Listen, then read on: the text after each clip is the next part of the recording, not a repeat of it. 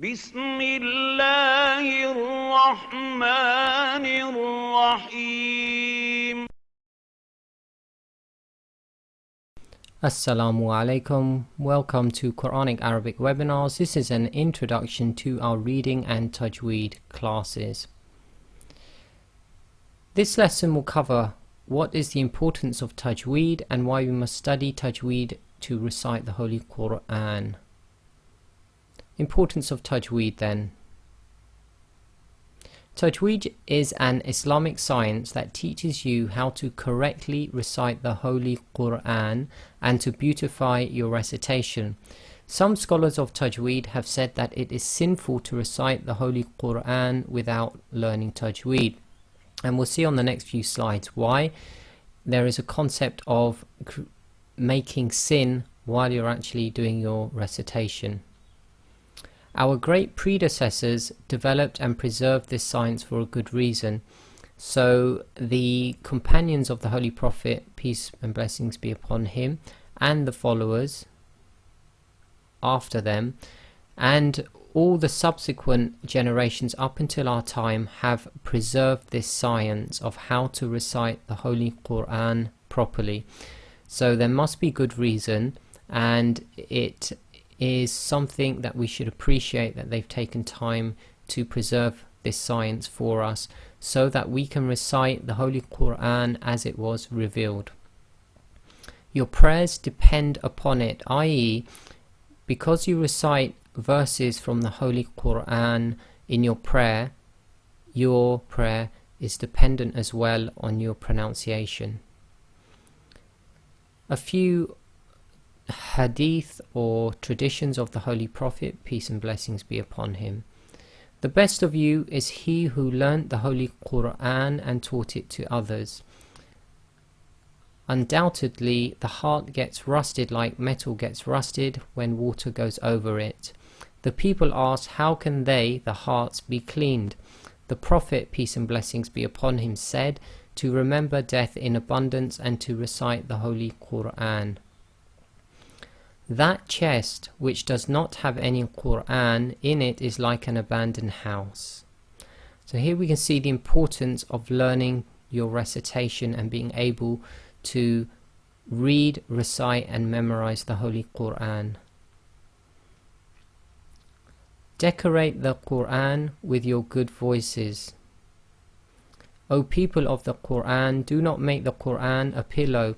That is, do not be lazy and be careless, and read the Quran in the day and night like it is the haqq of recitation, and spread it, that is, read with good voices, or do not take compensation for it, and whatever is in it, reflect upon it so that you may attain success, and do not hurry in its reward, because the reward for it is great. So why we must study Tajweed? When reciting the Holy Quran, you are not allowed to make major mistakes, and it is better not to make minor mistakes. This, a lot of people who have not studied Tajweed do not even know there is a concept of major and minor mistakes in your recitation, so obviously they cannot avoid these.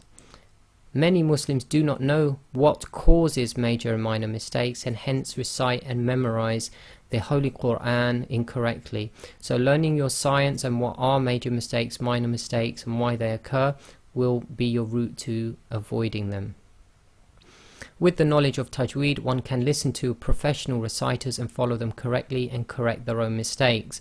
Again, you may listen to top reciters to try to imitate them or improve your recitation, but until you've really studied Tajweed, you won't be able to spot what is the difference between your recitation and theirs. What is a major mistake then? Changing the meaning of what is actually written in the Holy Quran. So we're not talking about physically changing the letters, but when you recite, due to certain things, you change the meaning. Two categories of this problem which changes the meaning. One is pronouncing a letter or sound incorrectly, and the other is changing the length of a sound, and we'll see some examples now. So major mistake, example number 1, pronouncing the alphabet incorrectly and hence changing the meaning of what is recited. Here is an example. So we're going to look at a word in Arabic which is related to the word praise. So this is alhamdu, alhamdu. And next is a word which sounds almost identical, but it means to destroy. Alhamdu, alhamdu. So there's only a slight difference in the ha sound, but it changes the meaning from praise to destroy. Major mistake number 2. Changing the length of a sound so that the meaning of what is recited is changed. Let's take this example. So this is qala, qala. So that's 2 long on the qa, and la is 1 long. That means he said. We're talking about one male. Now we'll change it so the sounds are the same, but the lengths are going to be slightly different. Qala, qala. So this is written, and what this means is those 2 men said. So if you notice, the la was longer than the first la. So if you were to read this first word, qala, and accidentally say qala, then you've changed the meaning from he said to those 2 men said. So it's very important that you understand what are the lengths, how they're made up, and make sure you do not accidentally over lengthen or shorten a length. Recap: by not pronouncing the sounds with their correct lengths, you can change the meaning of what is recited. In conclusion then, you must learn to recite the Holy Quran correctly. If you have not studied Tajweed and are not sure if your recitations are correct, you must take time to learn this science as best as you can.